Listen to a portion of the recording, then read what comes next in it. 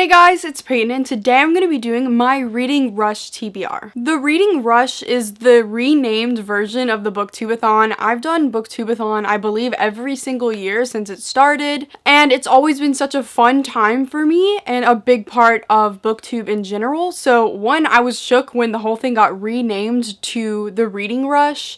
And I still think it's a really good idea though, because they made a whole website where you can get badges every time you get a challenge, and you can add friends, which I haven't sent out my account yet to get any friends yet, so I got 0 friends on my account.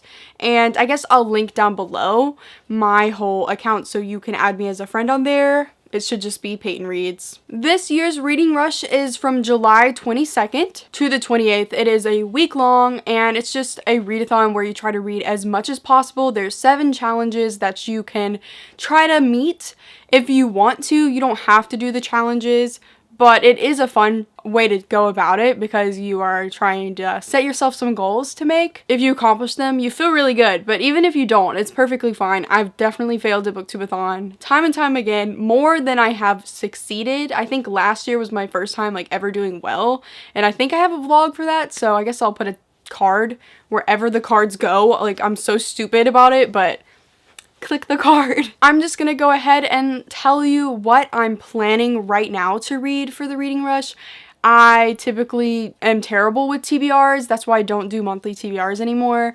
It's because I constantly change my mind, and this very TBR could be changed, but I thought I'd just give a general one so y'all could kind of get it, and I'll hopefully be vlogging the whole readathon, so you'll see how it goes. Also, look at my Stranger Things shirt. Hawkins, Indiana, I am so freaking cute. Challenge number 1 is read a book with purple on the cover, which purple is my favorite color, so thank you for this. The book I chose for this is The Princess and the Fangirl by Ashley Poston. This book has purple all over it right here with this dress, and purple pants right here, and purple lettering, and the actual book itself is purple, and I'm living for this book. This book is the companion novel to Geekerella, which I read this year and I absolutely loved. 5 stars. So when this came out, I really wanted it so badly, and my friend Reagan got it for me for my birthday, so I'm so ready to finally read this. And a readathon's perfect for a contemporary because it's so freaking short most of the time. And I honestly don't know that much about this book other than that it follows one character that we already knew from Geekerella, and that is, I love how I forgot her name, Jessica Stone. She's an actress for this movie that is explored in Geekerella. Here's Geekerella, I keep referencing it, but basically this book is all about a Cinderella retelling where there's this movie star guy about to play a big role of this movie reboot of this TV series that has so many fans, and the main character has a huge love for this fandom, and she does not think that this guy can do this role. She does not think that he will do it well or he's the right casting, and she don't really like him very much, but somehow they end up accidentally texting each other mysteriously, anonymously, and yeah, love story. It was really cute. And this guy's co-star is Jessica, and I believe there's a female-female romance in this one, so I'm super excited about that. I definitely have not read enough of those, and it kills me. I just literally can't find any that I really love. I have read female-female books, and I just haven't found one that I live by like I do with Simon Versus and What If It's Us and all those type of books. I want that, so please.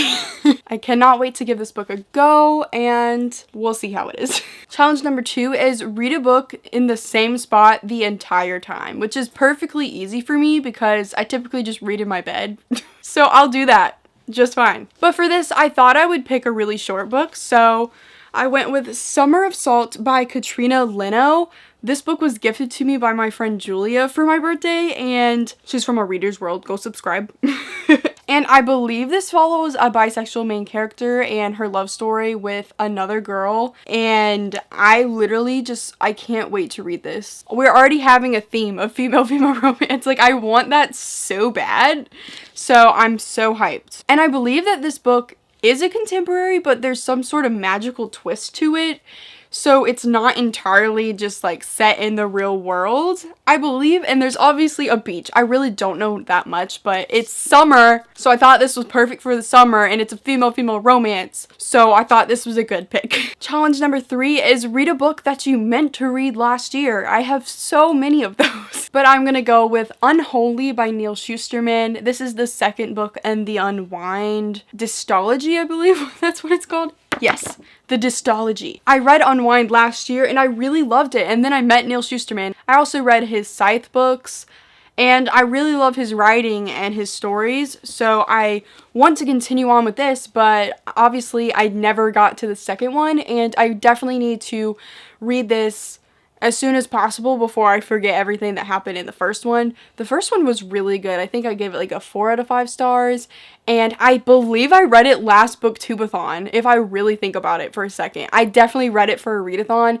Very fast read, so I thought this one would be perfect for it as well. It is a little bit chunkier than the other books I've picked out so far, but I'm hoping that it works out. The Unwind dystology is all about this world where teenagers from like a certain age, I think it ends at like 18, teenagers in this world are able to be freaking tossed away by their parents and unwound, which is when they take apart all of their body parts, all of their organs, their skin, literally every single part of their body, and they donate it to other people. And these crazy people, for some reason, think that that means they live on forever, that they're not actually dead. So these parents can literally basically kill their kids if they're annoyed with them. Like this happens to the main character, Connor. They just were mad at him, so they labeled him unwound, and he was about to freaking get torn apart. It's freaking evil, but they don't realize it for some reason.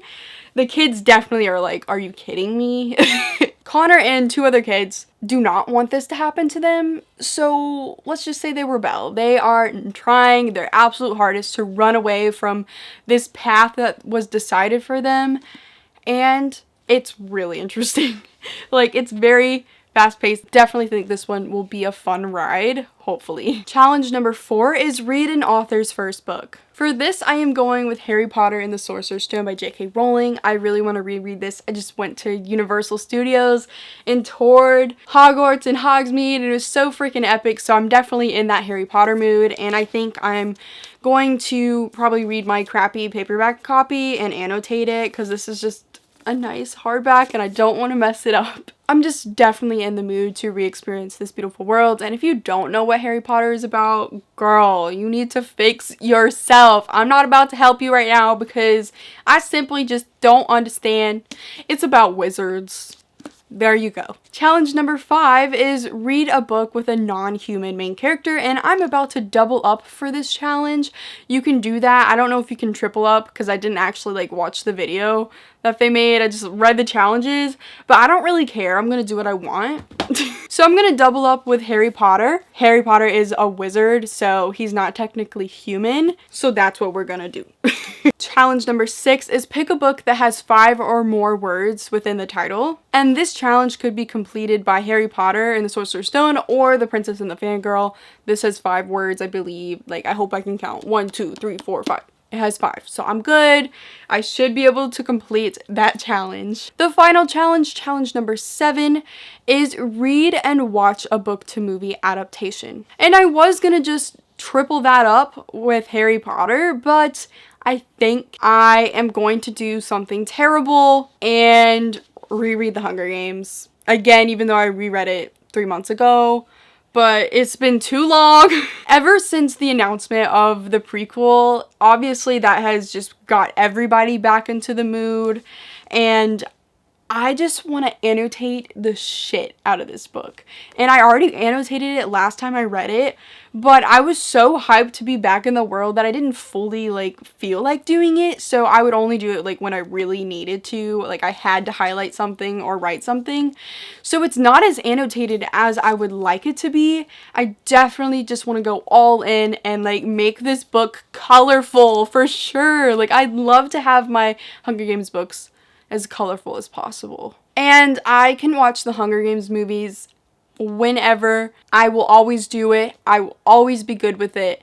It's just one of those things, and the book is so easy for me to fly through, so I'm sure I'm going to be perfectly fine. My only problem is I will want to reread the second and third one immediately after this, and I'm going to try to restrain myself. I'm not even supposed to reread this right now. I keep telling people I want to reread it, and I'm like, nah, I'm going to restrain myself. So maybe I will restrain myself, we'll see, but right now, this is just an extra book to put on the list because I have a problem. I'm a Hunger Games addict. I literally spent so much money just to get a Hunger Games pop of Katniss in the first Hunger Games. It's rare. I had to go on eBay, if you're wondering, and spend way too much money for a freaking tiny pop, but I needed it for some reason, so I'm gonna show you. Katniss is literally my queen. I'm absolutely obsessed with this pop, and I'm still pissed that people who had the money when this came out probably spent like $10 on it. But I was a broke child when I was reading these books and all this stuff was happening. I was in middle school. I didn't have that type of money, okay? So I saw this stuff come out and I could never buy it. And now I'm in the stage where I need everything ever and I still can't buy it. I mean, I can, but like, I'm about to be in college. I'm about to be a broke college student, so I probably should save, but you know. So those are all 5 of the books that I'm hoping to read during the reading rush. There is a bonus challenge where it says to read 7 books. I have never accomplished that ever in the history of Booktubeathon. I've never even really tried because I'm just a slower paced reader. It takes a lot longer for me to finish a book than I feel like regular people. I have to force myself to read quickly. I don't know, I think I just like to sink it in a lot more. That just leads me to read each sentence a lot slower, which is kind of annoying. Like, come on, Peyton. This could change and I might fail, but I'm hoping that I can really get myself going for this readathon because I've been barely reading lately because life has sucked. I'm still just in love with this shirt. It's so freaking cute. Thank you so much for watching this video. Like it, comment down below. Have a good day. Please subscribe. Make sure to follow all my social medias, which are linked down below. And go click the bell button, which is right by the subscribe button, which you should have already clicked. And let me know what you're hoping to read for the reading rush. And goodbye.